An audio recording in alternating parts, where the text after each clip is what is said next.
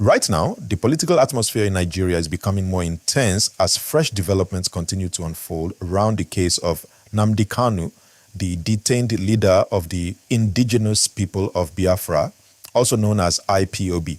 What is happening at this moment is not just another courtroom update. It is something that is gradually shaping conversations across the country, especially in the Southeast. So please, as you listen carefully, make sure you like this video and subscribe to the channel.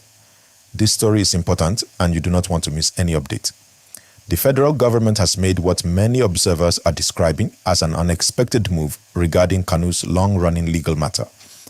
After years of strong legal prosecution, court sessions, appeals, and serious national debates, there are now signals that discussions may not remain purely inside the courtroom. This is what has caught the attention of many Nigerians. It is the change in tone. It is the change in approach. And that is why this development is being called unexpected. As you already know, Nnamdi Kanu has been in custody since 2021 after he was brought back to Nigeria to face charges filed against him by the federal government. Over the years, the legal battle has gone through different stages, from preliminary hearings to major court rulings. In late 2025, a federal high court in Abuja delivered a very strong judgment, sentencing him to life imprisonment on charges related to terrorism and incitement. That decision immediately divided public opinion across Nigeria. Some Nigerians believe the government is protecting national unity and enforcing the rule of law. Others believe the matter should have been handled differently, especially considering the political and emotional sensitivity surrounding the agitation for self-determination in the Southeast. So from that moment, the case stopped being just a legal matter. It became political, it became emotional, it became personal for many people. Now, here is where the recent development becomes interesting. After the life sentence ruling, many people expected the government to continue strictly on the legal path. However, reports and signals from political leaders, especially from the Southeast, suggest that conversations are now expanding beyond just court proceedings. Some state leaders have been engaging in discussions. There have been calls for dialogue, there have been visits, there have been suggestions that a political solution could help reduce tension in the region. That shift in approach is what people are describing as the unexpected move. Please, if you are following this story closely, take a second to like this video and subscribe. It helps this channel grow and it keeps you informed with balanced and clear updates. Now let us talk about IPOB's reaction. Immediately after sensing this shift, IPOB maintained its long-standing position. They continued to insist that Kanu's agitation is about self-determination and rights, not violence. They have rejected the court's life sentence and have indicated their intention to continue legal appeals. At the same time, one of the most significant changes we have seen recently is the cancellation of the long-running sit-at-home order. For years, Mondays in many parts of the Southeast were marked by closed markets, empty roads, and suspended business activities. The sit-at-home directive affected students, traders, transport operators, and small business owners. Many families complained about financial losses. Some supported it as a form of protest. Others quietly suffered economic consequences. Now, with IPOB officially cancelling that directive, life in many cities has begun to normalize. Shops are reopening, schools are functioning more regularly. Public transportation is increasing on Mondays. That decision alone signals something important. It shows a willingness to reduce tension and economic pressure in the region. But why would this happen now? And this is where the federal government's unexpected move becomes relevant again. When political signals begin to appear, movements on the other side also respond. That is why the headline says IPOB reacted immediately. The response has not been aggressive. Instead, it appears strategic. They are adjusting their approach while maintaining their position.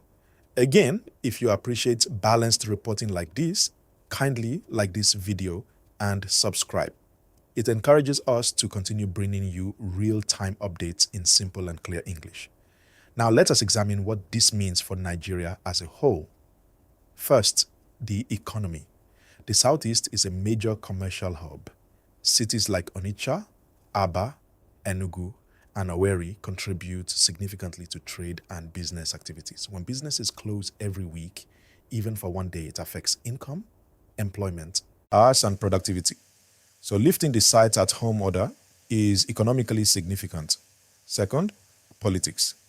Nigeria is gradually moving toward another election cycle in the coming years.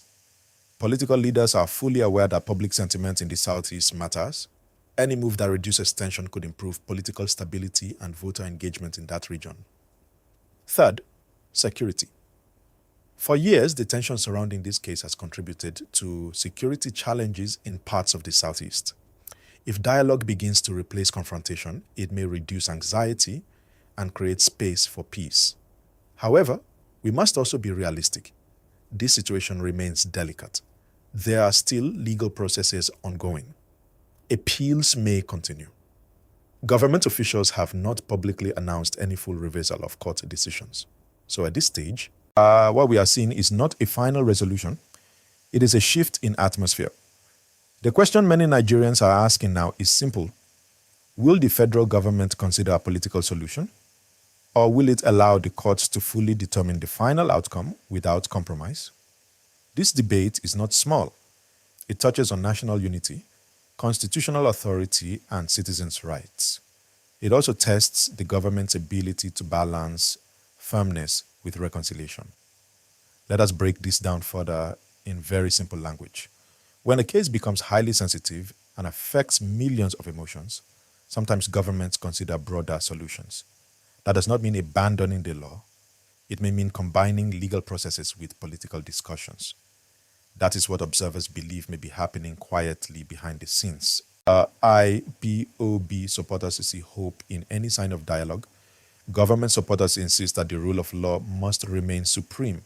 Neutral observers simply want peace and economic stability. And that is where the nation stands right now. If you are still watching, please like this video and subscribe.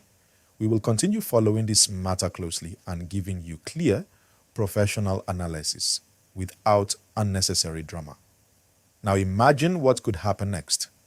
There are several possible directions. The government could allow the appeals process to continue while also opening discrete negotiations. IPOB could maintain calm while pushing legal arguments. Political leaders in the Southeast could act as mediators, or the situation could return fully to a strict legal pathway. Each possibility carries consequences. If dialogue succeeds, it could reduce tension significantly, businesses would thrive, security operations might reduce, political trust could improve. If the legal battle intensifies without dialogue, public debate may become louder. Social media conversations may become more heated. Emotions may rise again. For now, the atmosphere appears cautious, but hopeful. Let me pause here briefly. If you want me to continue this detailed 50-minute breakdown, including deeper analysis of the legal angles, political implications, economic impact, and public reaction across regions, tell me to continue the gist, and I will go further. And once again, please do not forget to like this video and subscribe to the channel so you never miss important updates like this.